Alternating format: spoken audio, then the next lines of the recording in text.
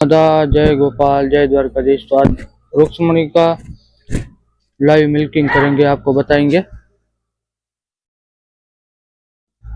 बच्ची हमें अभी छोड़ी आपके सामने, અત્યારે છોડી છે વાસળી। અત્યારે હવે એનું જૂનું વાળીને આપણે તમને બતાવશું કેટલું મિલ્ક છે પહેલા વેતરમાં।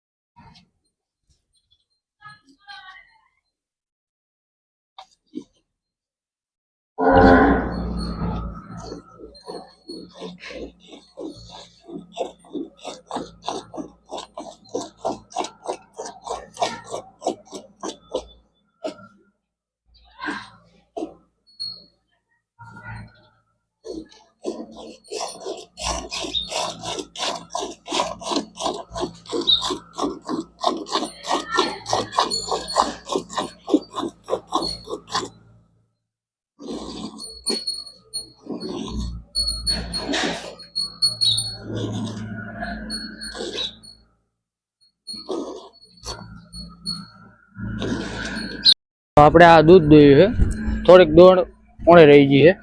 પાછી હવે વાસડા હારું પણ પાછી હમા છે, પાવરો મેલ છે એટલે વાસળી પણ બહુ થાવશે। વાસળી તમને જોવો, તમને બતાવું, અટી કટી છે, દૂધ ના હોય તો અટી કટી ન રહે। આપણે પૂરતું દોઈ લઈશું। હવે વાસળીને પાવરો મેલ છે, ધાવશે। અને વાસળી જોવો તમે કમ્પ્લીટ, અને બહુ રૂપાળી છે, જોવો તમે વાસળી હવે ધાવશે અને એકદમ કમ્પ્લીટ છે। અઢી મહિના જેવું થઈ ગયું છે, પાછી હમા છે। અને પાછી જે વાહેલું દૂધ આવશે, જે બહુ સારી ક્વોલિટીનું કહેવાય, જે વાહેલું દૂધ હોય ને એને બહુ ફેટ જાજા આવે, તમને કદાચ ખબર જ હોય જે રાખતા હોય।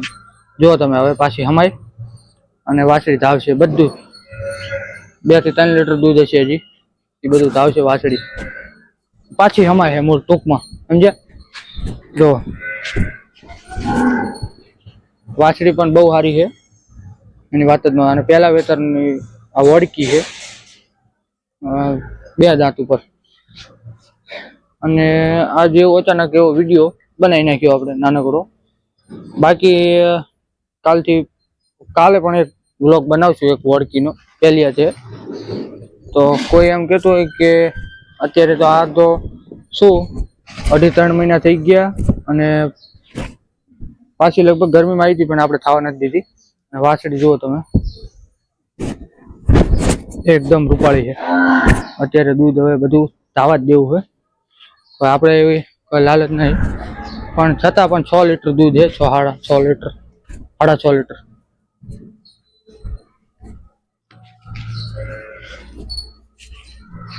પેલું વેતર હે, અને જો બધું જોવા જાય તો આપણે 7.5 લીટર દૂધ કાઢે, બધી ગાય આખી જોવા જાય તો।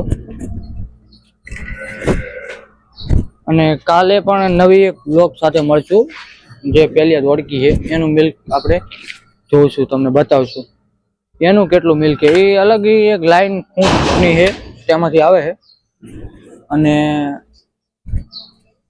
તમને એનું પણ લાઈવ મિલ્ક આપણે કરીને બતાવશું।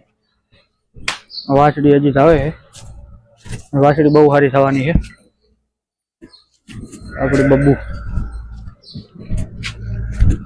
કાલે આપણે જોશું નવી એક વળકી મિલ્ક કરશું વળકીનું. અને ત્યાં સુધી બધાને જય ગૌ માતા, જય દ્વારકાધીશ.